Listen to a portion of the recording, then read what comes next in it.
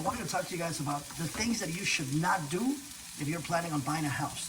Number one, don't go buy that furniture for the house that you don't even have yet. Another thing, make sure that you don't switch jobs in the middle of the loan application. I've seen in my 20 years buyers that switch not only jobs but actually careers. They go from a truck driver to a nurse, or sales to construction. Remember, you have to be employed for 2 years full time in order to qualify for a mortgage. Another thing that you shouldn't do is deposit large cash amounts. Unless it's your payroll check, don't deposit any large amounts. Now, if you sell a car or a property in another state or another country, there's a bill of sale. There's a way to track it.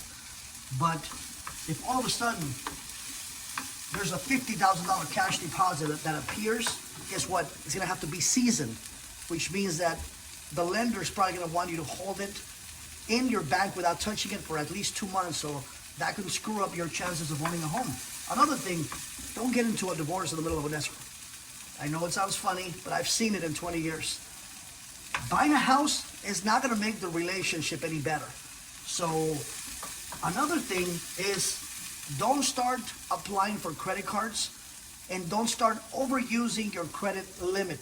Again, I've seen people go buy the furniture, the washer and dryer, a new car because there was a 4th of July sale of no interest till 2050. And guess what?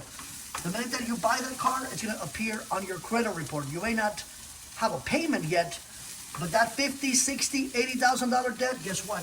That will impact your debt to income ratio. So make sure that you don't do that. And if you want any real estate tips or how to buy a house with as little as $1,000 down, hit me up.